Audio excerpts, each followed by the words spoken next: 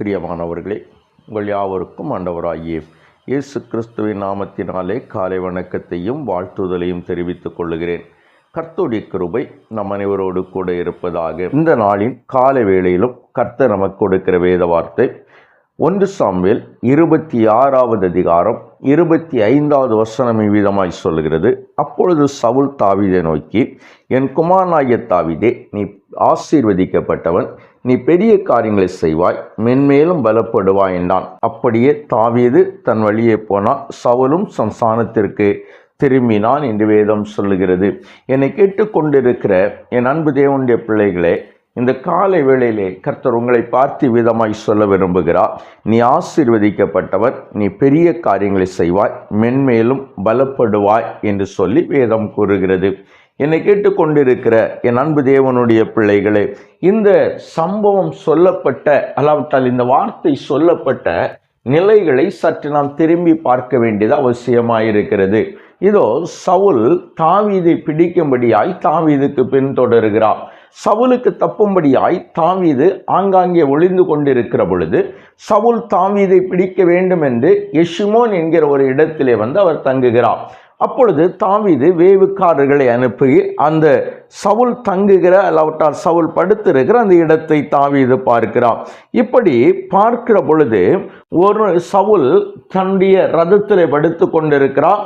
அவரை சுற்றி அவருடைய படை தளபதியாகிய அப்னேரும் ஜனங்களும் படுத்து கொண்டிருக்கிற பொழுது தாவீதும் அபிசாயும் இந்த சவுல் படுத்திருக்கிற இடத்திற்கு இறங்கி வருகிறார்கள்.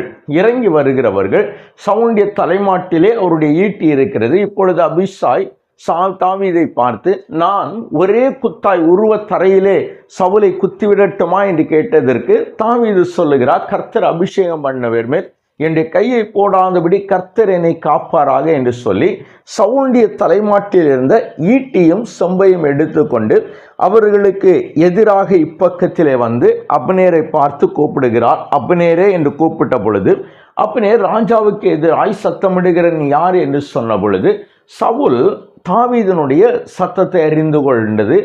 நீ தாவீது அல்லவா என்று சொல்லுகிற பொழுது அப்படியே தாவீது சொல்கிறார், ஆம், ராஜா ஒரு தெள்ளுப்பூச்சி வேட்டாடுகிறது போல என்னை தேடி வந்தாரோ என்று சொல்லுகிற பொழுது சவுல் சொல்லுகிறார், சோதரம், இன்றைய தினம் சவுலுடைய ஜீவனை கர்த்தர் தாவீதுடைய கையிலே ஒப்பு கொடுத்த போதும் தாவீது கொல்லாததை சவுல் உணர்ந்தபடியினாலே அவர் இந்த வார்த்தைகளை சொல்லுகிறார்.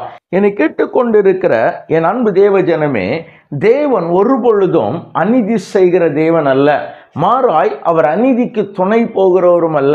அப்படியானால் தேவனுடைய கிருபை எங்கே இருக்கிறது தெரியுமா? எங்கே நாம் தேவனுடைய நீதியை நடப்பிக்கிறோமோ, எங்கே அவருடைய நீதிக்கு முக்கியத்துவம் கொடுக்கிறோமோ, எங்கே அவருடைய நீதியின்படி நாம் சோதனம் செய்கிறோமோ, அங்கேதான் அவருடைய கிருபையும் அவருடைய சோதனம் தயவும் இருக்கிறது என்று சொல்லி வேதம் நமக்கு கூறுகிறது. என்னை கேட்டுக்கொண்டிருக்கிற என் அன்பு தேவ ஜனமே, தாவீது நீதியாய் நடந்தபடியினாலே தாவீதை பகைத்த சவுல் தாவீதை ஆசீர்வதித்தார் என்று சொல்லி பார்க்க முடிகிறது.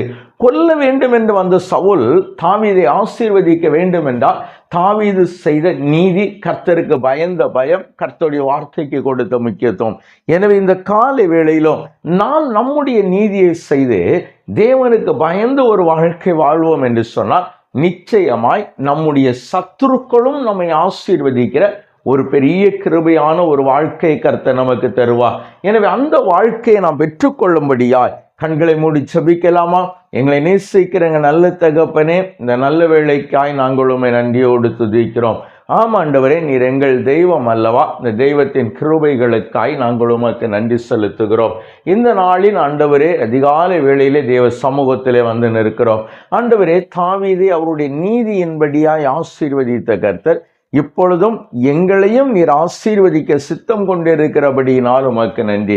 என் தேவ ஆவியானுடைய தயவுள்ள கரம் எங்களோடு கூட நிற்கிறபடியினால் நன்றி. ஆண்டவரே, உம்முடைய பிள்ளைகளாகிய நாங்களும் உம்முடைய நீதியை செய்து ஆண்டவரே சோதர் நாங்கள் ஆசீர்வதிக்கப்பட்டவர்களாய் இருக்க கர்த்தர் உதவி செய்யும். ஆமாண்டவர், இந்த வசனம் சொன்ன பிரகாரமாய் நாங்கள் ஆசீர்வதிக்கப்பட்டவர்களாய் நாங்கள் பலப்படுகிறவர்களாய் இருக்க என் ஆண்டவர் உதவி செய்தரல வேண்டும் என்று ஜெபிக்கிறோம். கூட இருந்த ஆசீர்வதியும், நன்மைகளையும் கிருபைகளையும் தாரும். தொடர்ந்து பலப்படுத்தும். இயேசுவின் நாமத்தில் ஜெபிக்கிறோம் எங்கள் ஜீவன நல்ல பிதாவே. ஆமேன், ஆமேன், ஆமேன்.